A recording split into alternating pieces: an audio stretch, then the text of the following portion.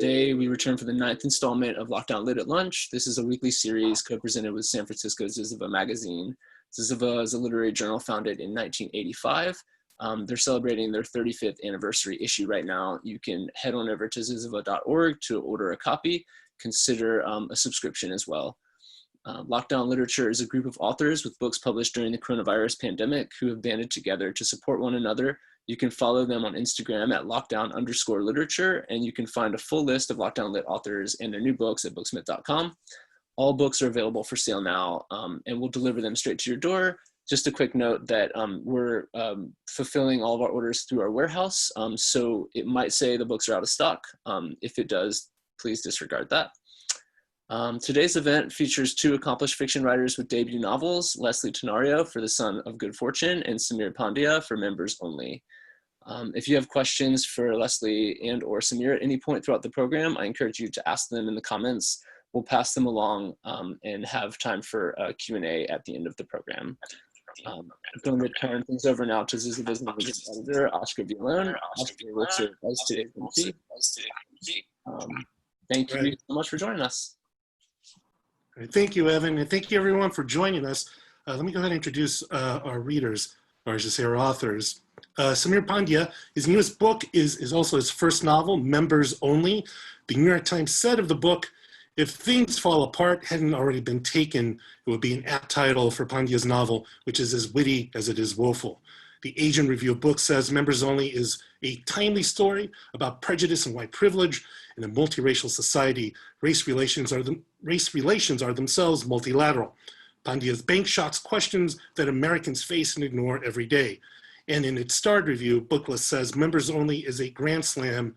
Pandya's writing here is smooth, clear, funny, and often subtly beautiful. He's also the author of the story collection, The Blind Writer, which was longlisted for the PEN Open Book Award, and he teaches creative writing in South Asian and Asian American literature at the University of California at Santa Barbara. Welcome, Sameer. Thank you so much. Thank you for having me. Well, you're welcome. And our other author is Lysley Tenorio, whose newest book, which is also a first novel, is The Son of Good Fortune. Kirkus Review says of the book that it's a masterfully constructed story of identity and ambition, one of propulsive prose, captivating characters, and vital details of immigrant life. The San Francisco Chronicle says Tenorio skillfully wrings high comedy from his characters' boxed-in lives in a country that doesn't know what to do with them. And in its starred review, Publishers Weekly calls The Son of Good Fortune a wonderful achievement. Tenorio is also the author of the acclaimed story collection Monstress and is the recipient of a Whiting Award, a Stegner Fellowship, and the Rome Prize.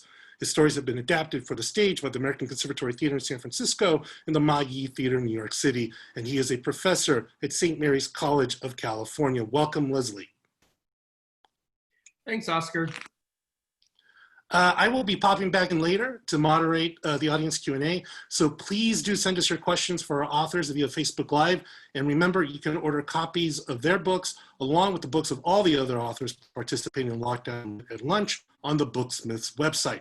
So without further ado, I turn it over to Lysley and Sameer. Well, thanks for having us. Thank you, Booksmith. Thank you, Ziziva. Thanks, Sameer. It's nice to finally meet you. We've been on this, as Oscar and Evan said, we met through Lockdown Lit, which is this kind of pandemic author support group. And it's been one of the few bright spots about this whole period is connecting with writers in the same situation. You know, and we can talk about this, but it's a strange time to publish a debut novel. And so it has been really nice to be able to, to connect with people, and where, right now it's in some ways, the connection is more vital, I think, in some ways than it has ever been. So I think that's been really wonderful. And thank you, of course, to Booksmith and Ziziva, which I have to just say, Oscar, very quickly, is, I grew up in the East Bay, and, the bookstore I'd go to through kind of high school and college was Pegasus Books on Solano Avenue. And it was always kind of fun to go and see kind of the new issue of Ziziva, which I think, Pegasus has been carrying for, I think, most of its 30-year history. So I'm kind of thrilled to be doing this. And it's kind of, I'm excited about it. Me too. Lysley, maybe I'll start with a question for you. Does that sound okay? Yeah. It's interesting. So this is, I realize, so one of the questions that people have asked me, and I'm sure that they have asked you, is whether you've started writing a new book. And one of the things I realize about starting a new book is, and especially a novel, but of course short stories as well, you and I have both worked in both forms, that it's a real commitment when you figure out the characters that you are going to occupy, right? Like they are with you in your head morning, day, whenever they feel like popping up, right? And in some ways, why the work of novel writing is so long is you're just spending a long time figuring out who these characters are, right? And so I think the desire to jump back into a new novel, you do it slowly because you know that once you do it, these people are going to be hanging around your shoulder in the middle of your head for a long time. Right. So I think with all of that said, tell me a little bit about, these really evocative two characters, right? The mother, Maxima, and the son, Excel, right? Who kind of move this novel forward in such kind of substantive ways. And I was actually just wondering, what are the origins of your commitment with these characters? Like when do they pop up? Have they always been around? Are they new acquisitions? I was very curious about that as I was reading the book. Right. That's totally true. I believe with the novel, this is my first novel, but this was my experience as well. You have to learn to live with these characters because it's such a long, it's a longer sustained work, and you have to really spend time just trying to understand who they are. But there's also just that period of trying to figure out who do you want to hang out with if you got to work with these characters for X number of years. So I started this novel, I don't know, probably like in 2009, 2010. But at that point, it was a very different novel. So this is a novel about an undocumented mother and son, they're both Filipino, living in Colma, and the things they need to do to sort of survive. Originally, this novel was about DVD sniffing dogs in Southeast Asia and these Filipino DVD pirates who are trying to assassinate these dogs, based on a true story. For some reason, I thought, okay, that's my novel. And for quite some time, kind of wish I could go back to the novel because it sounds kind of fun. But for some time, it was really about this young Filipino guy joining this band of Filipino DVD pirates in the Philippines. But every time I would work on it, I realized the only relationship and the only characters that seemed to have substance were this young man and his mother, who only existed in flashbacks and who was actually deceased. And so after ditching that novel, because it just wasn't really working, I realized, these are the characters I really care about. But even just trying to figure out who you care about in this fictional world you're trying to concoct in your head, that's the first step. And for me, it took some time to figure out who that was. And then to build a story around these characters took even longer for me because I'm a writer who's typically plot driven. I like plot. Plot for me is like an outline or a map for a story. I didn't have that with this novel. I really had to create a novel around Excel and Maxima. And once I did that, I realized, okay, these are the characters I'm committing to for the foreseeable future. But it took a long time to get to that. I didn't realize it would take so long just to understand who your characters were and who you're really willing to commit to. What about you? I'll throw the same question back at you because this is, with your novel, which is so timely, and that's something I want to talk to you about. It's just a novel that's so of the moment, yet Raj is a character you can, I don't know, who has a quality about him that makes a reader understand this is a character you'd want to spend time with even outside the context of the novel. But it just so happens that he finds himself in a situation that feels very timely. How did you come up with Raj, and how did you decide this is the guy I'm going to commit to for this? Yeah. No, that's a great, and so first of all, I do want to read about the DVD sniffing dogs. So, if you can get back to that, because I think both you had this kind of look of joy as you were describing it. And I think anyway, please go back to it at some point, And I want to talk about the timeliness in a second, because I think it's this interesting thing, right? About kind of what timeliness means. But so with Raj Bhatt, right, there is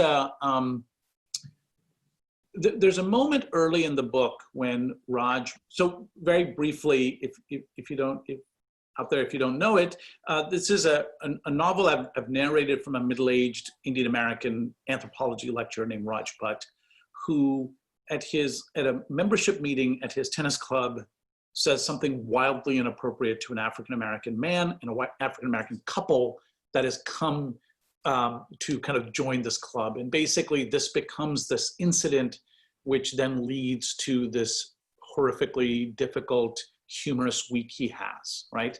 And it kind of becomes this reckoning and thinking about race and brownness and all these kind of various larger issues that are at play.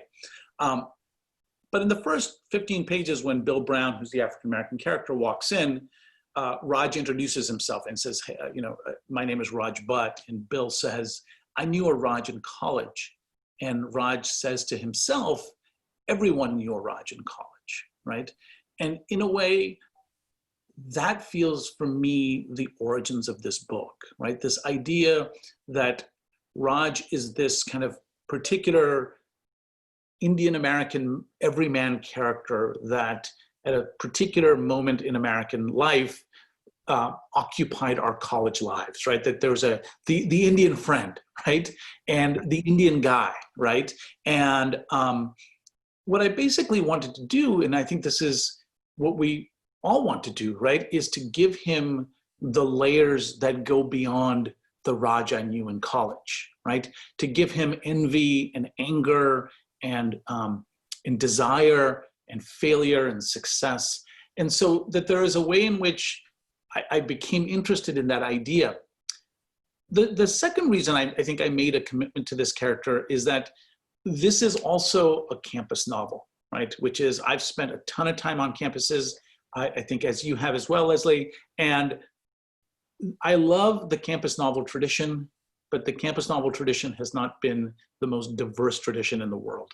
Right. And it is usually a white male professor who has gotten tenure and loses his shit, and that is the structure of the novel, right? And there's not all of them, but this is often the narrative drive.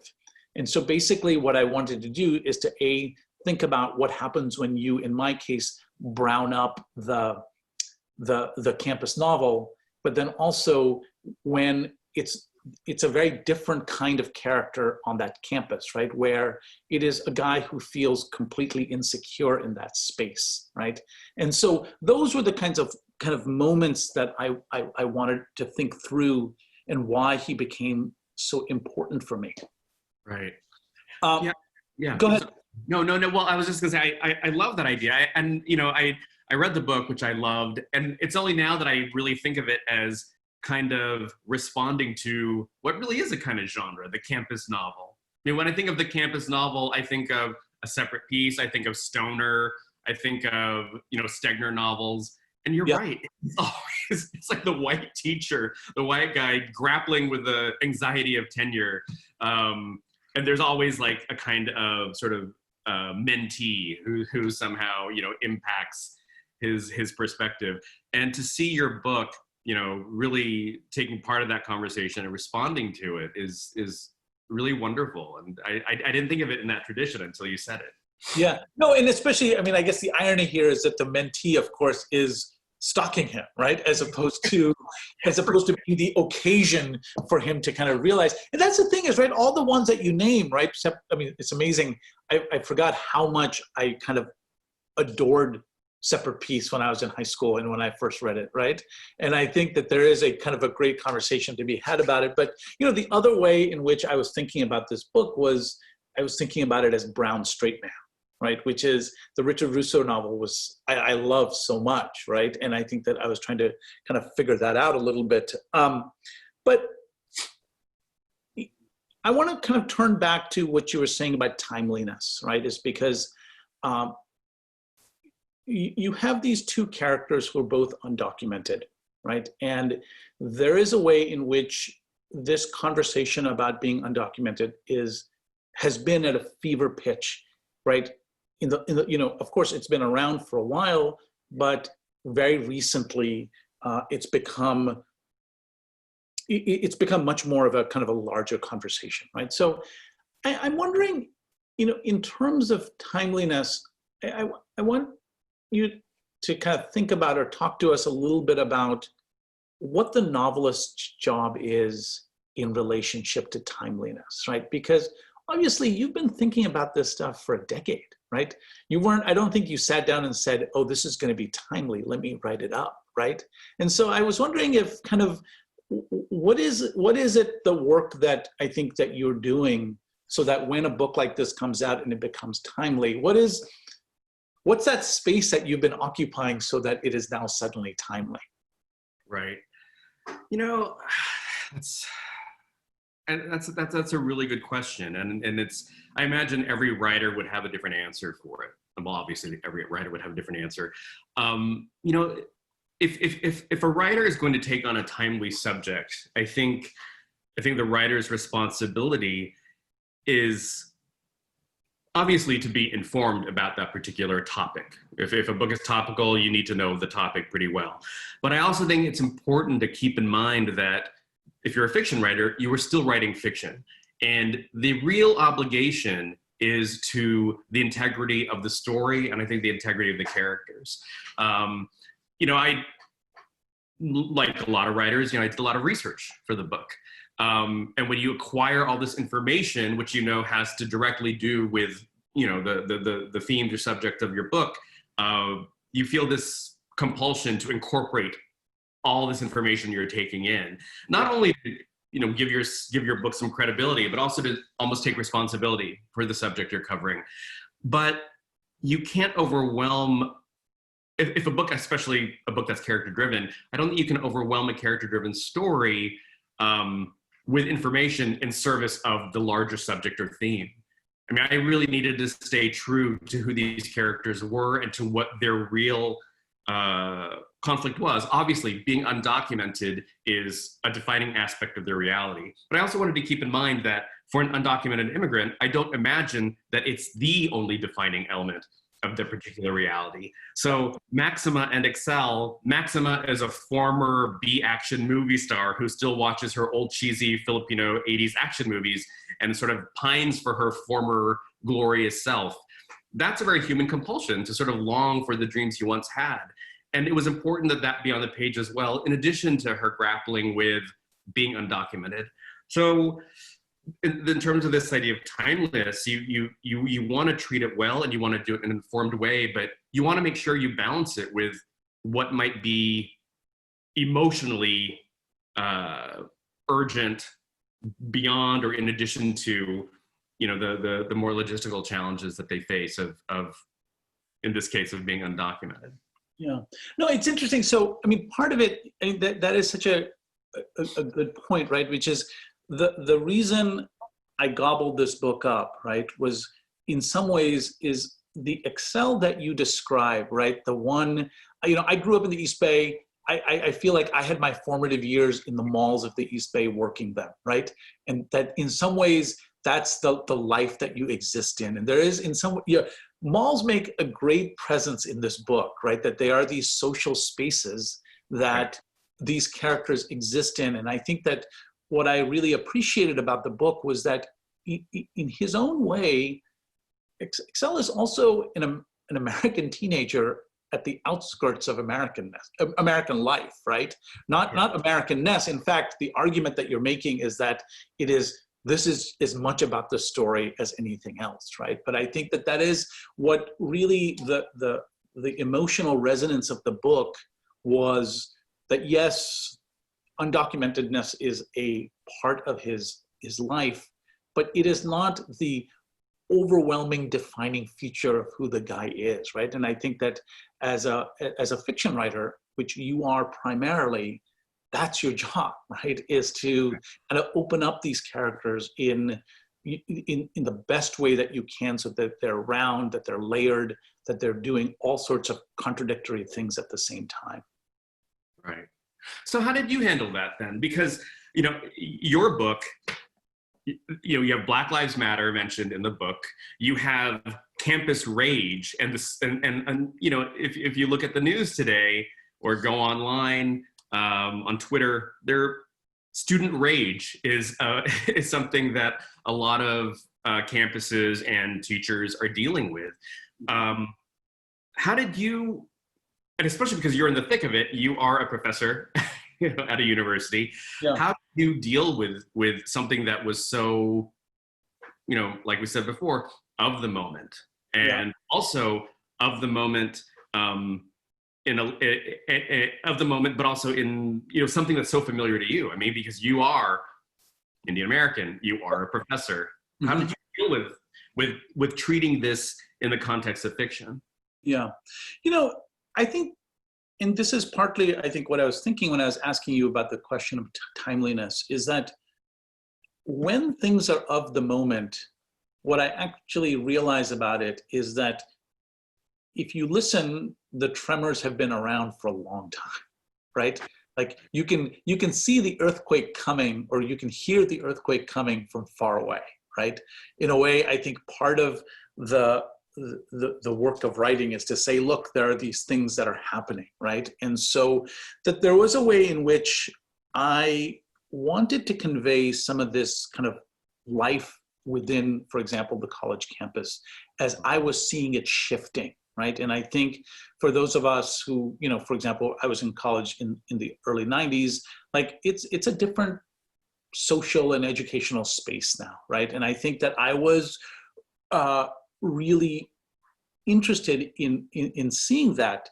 But I think, as you were saying, is the part of fiction writing that I feel the most drawn to, right? Which is, you were talking about plot, and I think both of our novels are plot-heavy texts, right? But I think it's always the character that I returned back to, right? So that there are these people that were in my mind, of course, Raj, but I think the ancillary characters like Dan, who's the guy he shares an office with, and Cliff, who is in essence his boss, the chair of his department. So that what I tried to do was I tried to kind of allow those folks to kind of lead the way, right? Mm-hmm. But if you set a novel in a contemporary moment, all this other stuff just kind of bleeds in, right? Like as a fiction writer, as you're telling these stories, right? It's there whether you like it or not, right? And I think I've been thinking, particularly in my own particular case of writing within, for example, the South Asian American kind of literary tradition, right? The ways in which race is present and absent at the same time, right? I think you and I have, when we first met, I think I kind of responded to a tweet that you had about Bharti Mukherjee, right? Who's your undergraduate teacher. And what was interesting about Mukherjee, Mukherjee has had these kind of different lives within the academy, right? In terms of kind of her work. But what was interesting to me about her and her short stories from the beginning was how much race operates in those stories, right? Mm-hmm. And how, for some of the writers that followed her, race as a category kind of fell off a little bit and was not as germane to the narrative drive of the story, right? And so I think that it is, on one hand, I concentrate on the character, but on the other hand, it's just hard for the stuff not to kind of show up, right? Is because these are the lives that we are living through, and inevitably it becomes, if I work within a realist tradition, that's in some ways what gets reflected back into the text that you're working on. Right. And I think it's important to welcome all of that stuff into the book. I mean, because sometimes it's always best just to take whatever you can of the world, if it feels pertinent to the book, get it on the page and figure out, what do I do with this? Do I toss it out? Do I keep it? Is there opportunity in here for even more revelation in terms of character and theme?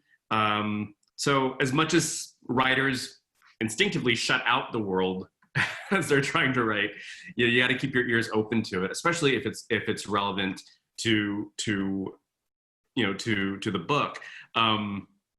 I remember in earlier drafts, probably the most famous undocumented immigrant in America is Jose Antonio Vargas. And I thought, he somehow has to factor into this book. And so I created sort of this proxy Jose Antonio Vargas character. that I referred to only as the journalist. But that was an instance where I thought, okay, I can take from the world and use it for the book. But ultimately, it actually didn't. That particular thing didn't work for the book. So it's a lot of trial and error. You know, it's like you're almost auditioning aspects of reality to see what really serves the book.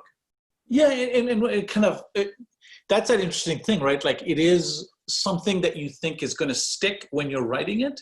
That's always amazes me about this whole process, right? Like you're writing it and you think, my God, this is the fix I have needed, right?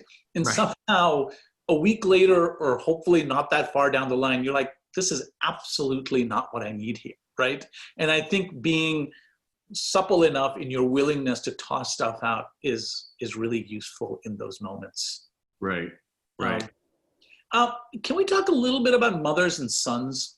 Because I realize that at a certain, out of kind of interesting coincidence, both of there are absent fathers and kind of this deep relationship between mother and son. Yours is such an explicit part of the narrative. With mine, every single day of this week that the novel narrates, there's a conversation that goes on between mother and son. And so what's up with immigrant mothers and their sons? For me, you know, I think one of the reasons I kept when it was still a novel about, you know, dog assassins, the mother, even though she was in flashbacks and technically deceased in the story, she exhibited a lot of feistiness and just emotional strength. And, you know, certainly I think we've seen that in a lot of immigrant narratives where you have the sort of fiercely strong mother, but who also has a kind of quiet reserve and doesn't really externalize any of that strength until like a critical moment at the end of the book. But it was really important for me to have a mother who was not only emotionally and psychologically powerful, but who was also physically strong. I wanted a physically strong mother in this book, and I wanted a young man to try to realize or get to a point of realization where he understands that the strongest person in his life, emotionally, even physically, is his mother. And for me, it probably goes back to just kind of the strong female characters I've always been drawn to. I grew up watching The Bionic Woman and Linda Carter as Wonder Woman, and Buffy the Vampire Slayer is like my favorite TV show. And you know, I wasn't gonna go into superhero territory for the book, but I did want this physically formidable woman near its center.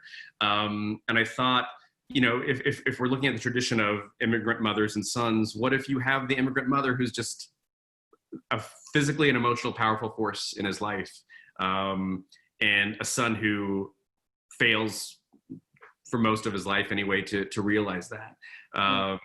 So that's for me, that was kind of at the core of this relationship and what I really wanted to try to get across.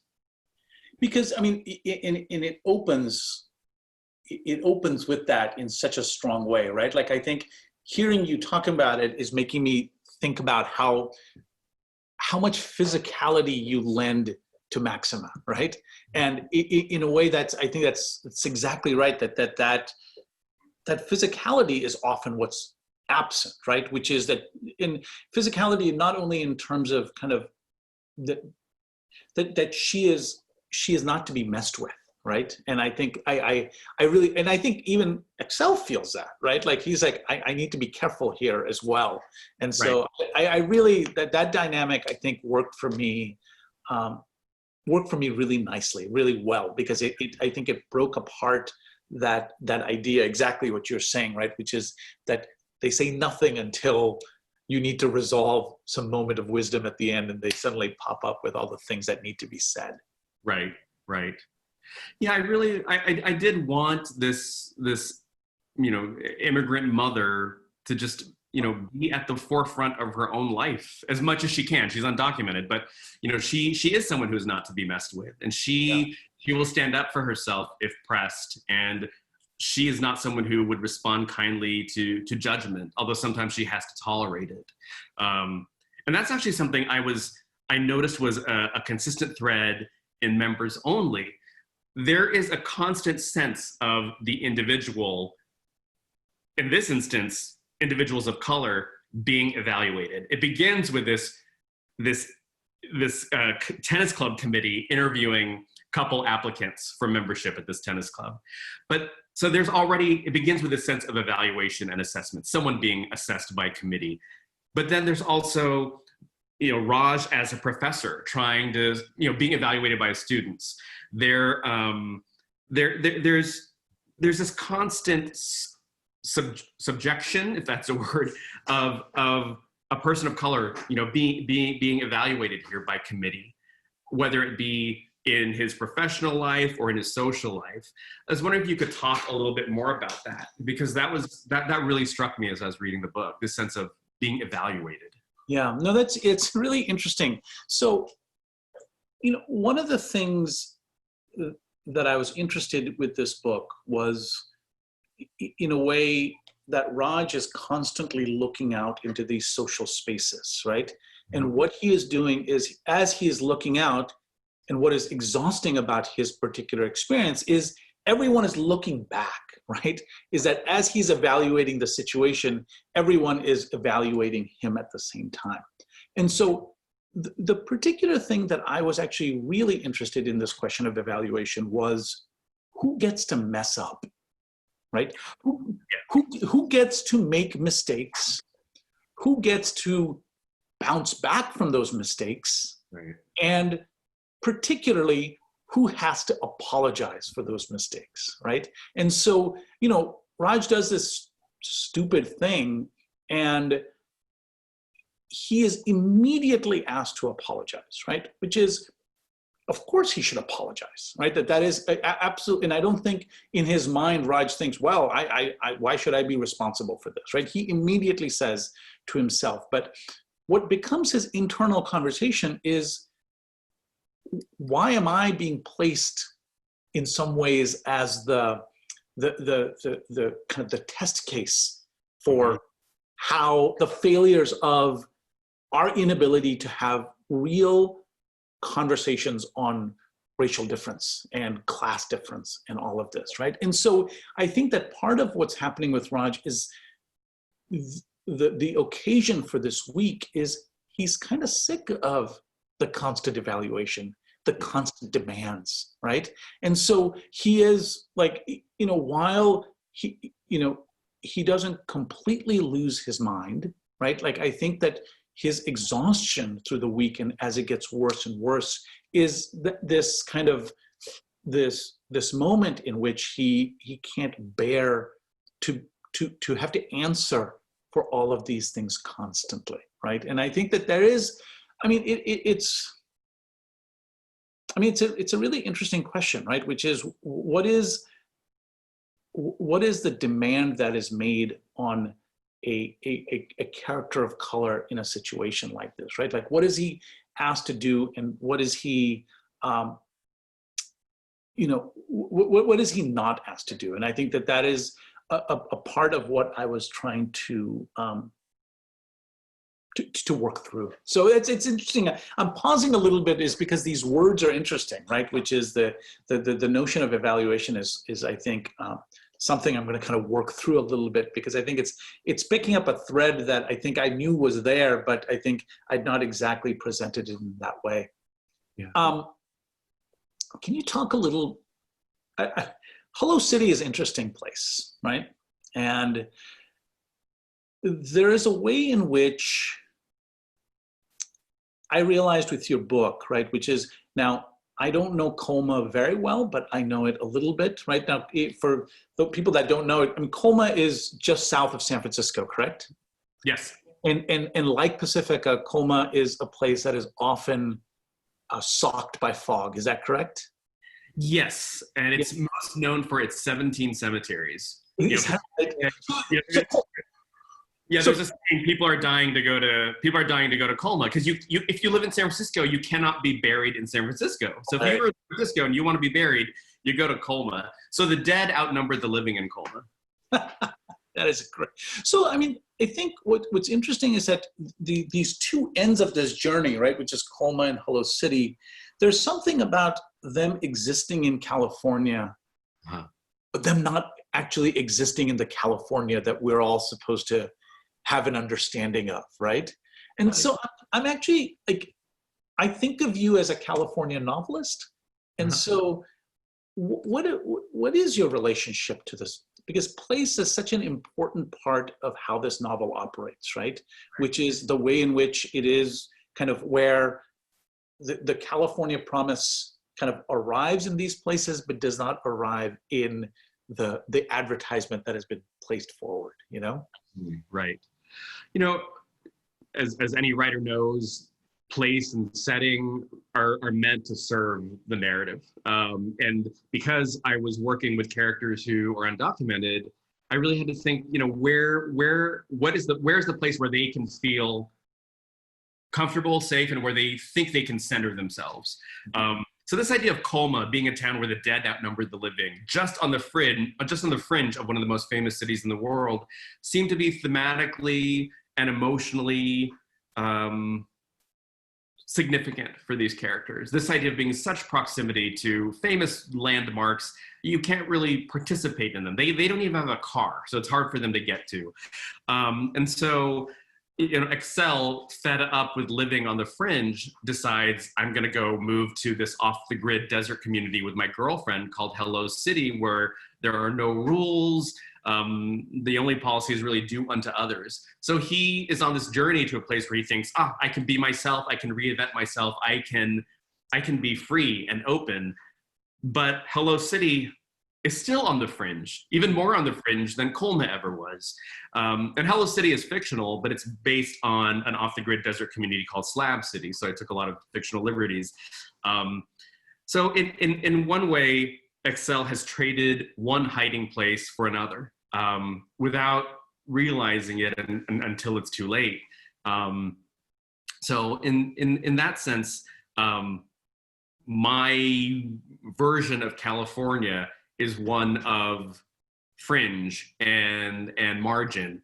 And I think it was important to try to capture that aspect of a golden state that, you know, is supposedly so welcoming to all, but really, I mean, as we all know, it's not that way. It's not a necessarily accessible culture. And I wanted to reflect that. If I was going to write about the Bay Area in any way, I'm not going to write about Golden Gate Park and Pacific Heights. You know, I'm going to write about Colma and Target. They spent a lot of time at Target for some reason. So, Colma has two Targets. Technically, one is in Serramonte, but it's literally two Targets that face each other, separated by a freeway. And out of sheer boredom, he walks from one to the other and counts steps. So, and I think Maxima at some point says, you know, you can go to the better Target, right? And I love this idea that there is a better, I mean, and in fact, that is the case, right? Like depending on where the chain is, the way in which they kind of flood money into the chain is very different, right? And so I thought that was a really clever, hilarious part of the book. And so Colma's an interesting place for sure. And it's a beautiful place. The cemeteries are beautiful. And that's something I hope also comes across. You know, they picnic in these cemeteries, and that's you know, their form of entertainment. And yeah, so hopefully anyone from Colma won't be, you know, we'll find it an okay version of it. What about for you? What about how did you decide where to set your novel? It's also California. And yeah, I mean, in a way, I think, you know, I set it exactly in the center, right? In a way. And I think I set it in the center because part of what I am interested in this book is kind of these deeply liberal spaces, right? And the way in which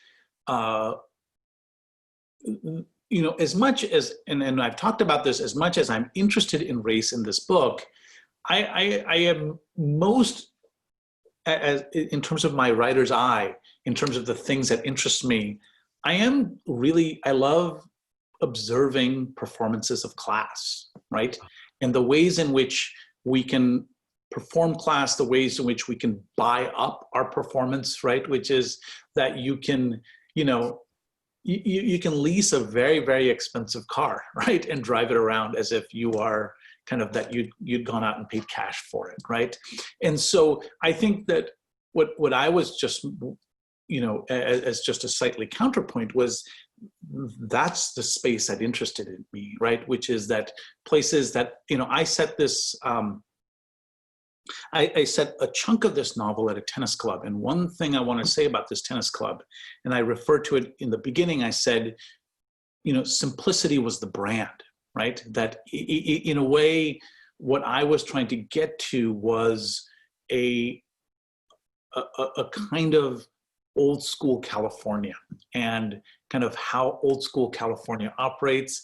And I think most specifically, I wanted to think about the blind spots in these places, right? Which is that there are ways in which kind of the blind spots operate in a significant kind of way. And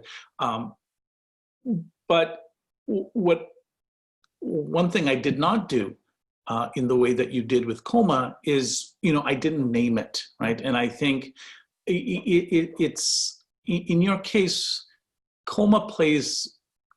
It's a place that those of us who are from the Bay Area know, and for those who are not from the Bay Area don't know very much for all the reasons that you just laid out, right? And so I think I thought through a lot about kind of what happens if, and of course, I totally understandably, people are going to assume that it is Santa Barbara. I didn't necessarily want it to do it because I think then it has its own kind of pressures of getting certain kinds of realistic things right. And I just wanted to have a little bit of a freedom to kind of make things up, change the geography in the way that I wished. And kind of, it worked for me better. It just worked in a different kind of way. Yeah. I found that effective. Knowing, sometimes we writers think go for specifics, aim for specificity, but the choice to leave it in California and to just let it be that, I thought was so suggestive, and even more resonant. I thought it was a really good choice. Yeah, I think, as you said, it just becomes, it's just the demand of the story, right? That if specificity is important, and I tried to be plenty specific about, the other physical spaces, right? That I spent a little bit of time in Ahmedabad in Gujarat, where Rajbhat is born, right? And I wanted to be very specific about that, is because I was trying to make a connection between the communal riots that occurred there in 2002 and Raj's own experience with them, right? And so nothing for me was gained by creating an unnamed Indian city, right? I wanted to be very deeply kind of historically grounded in that moment. Right. Well, speaking of place, it's not a literal place that's mentioned in this line, but there's a line that really just kind of grabbed me and it really gave me pause. And I was really moved and troubled, and I don't know, I can't get it out of my head. A character, I won't say which character, but a character says, "I've learned to make nowhere the somewhere I live." Mm-hmm. And that really, I had to stop at that moment. I was wondering if you could talk a little bit more about maybe the implications of that line, whether it be for Raj or really for the whole book itself. Yeah. Or your work in general. Yeah. Look, I'd like you, I want to speak to this, but I'd actually love to hear your thoughts on this as well, right? Which is, I am trying to figure out for myself novelistically, but then also, more kind of ideologically, like what brownness looks like, right? And in the way in which it tends to be a shifting place, right? It's a certain kind of state of being, right? And the way in which part of the the interest of this book is to think through what belonging to a place feels like, right? Raj does not feel he belongs in this tennis club. Raj does not feel like he belongs in this workplace, right? And that becomes, in a certain way, a understandable obsession, right? And an understandable obsession in the sense that I think you and I and everyone else share a very deep human need to feel like we are connected to a place, to a people, to a group, right? But I think as I work through this novel, part of what I realized is that the nowhereness, we think about being nowhere as being a pejorative, right? Or as being a negative space. I think part of what I wanted to open up with that line was to think about how nowhereness becomes actually a place of possibility and in a place of strength, right? Which is that if so much of Raj's crisis is not feeling like he belongs, I think what I'm trying to work through at the end here is what exactly is this desire for belonging, right? Is because I think part of what the novel is trying to think through is the kinds of troubles that we all get in wanting that desire, right? Like I think in some ways our national reckoning is our constant desire to belong to groups, right? And that, so I think that is part of kind of what I was thinking of, right? And I guess, I mean, it feels like I'm asking the same question back to you, but I'm actually kind of curious of what is it about the word nowhere that resonates or does not resonate in terms of your own work, in terms of kind of the space that you're trying to create? Right. Well, I think what you said really speaks to me, this idea that nowhereness is a kind of place. And I think for characters like Excel and Maxima, their only resort is to make a home out of nowhereness. And I think that in many ways, that's also an immigrant survival instinct. When you arrive in a new culture, in a new space, you don't know what the rules are. You don't know how to belong. And so you kind of have to cobble your own sense of home. You learn to, configure your own sense of community. And so while being on the fringe and being excluded can obviously be very horrible things, I think it also demands a kind of resourcefulness to find home and to make home in a very set of challenging circumstances.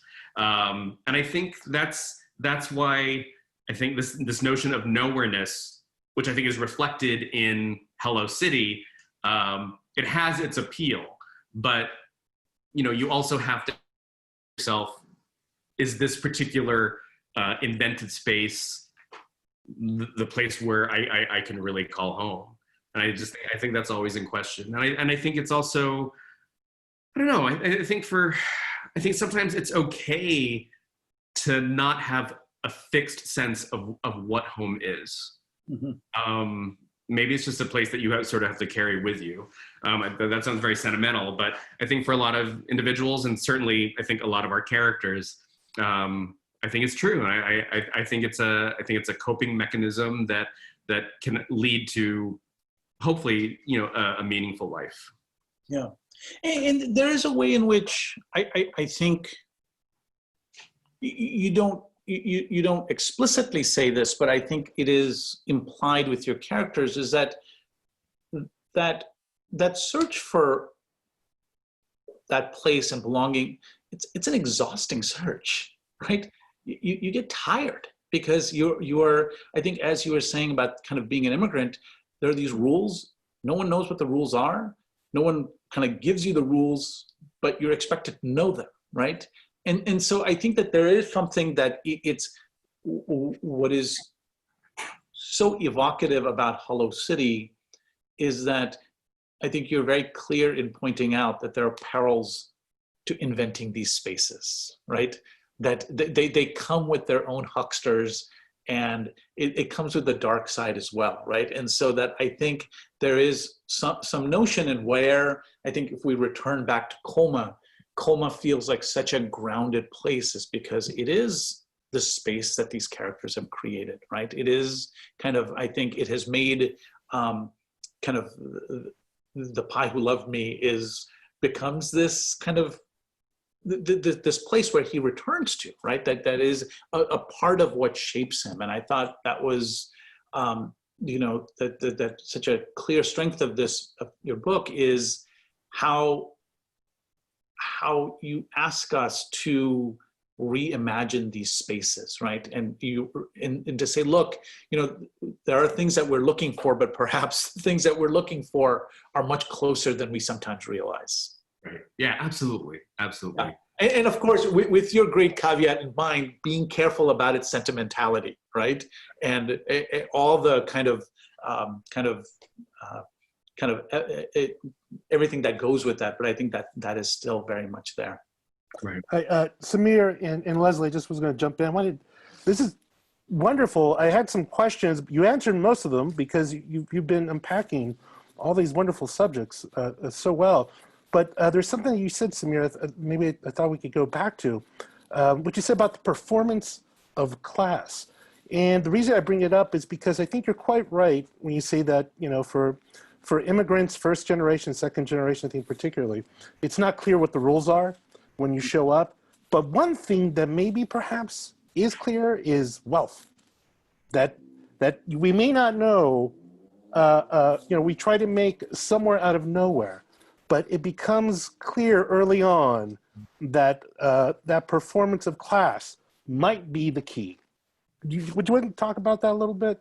Yeah, no, I think you're absolutely right, which is that in a way, you know, across the immigrant board, you know, whatever group you're talking about, right? This idea that American possibility can arrive if you work hard enough, right? If you just do this. And of course, we all know this, right? It's like the cliche, particularly of Asian American life, right? Which is, if you just become a doctor, if you just become this, all will be well, right? That you will be, you will be spared the difficulties of American life if you do all these things, right?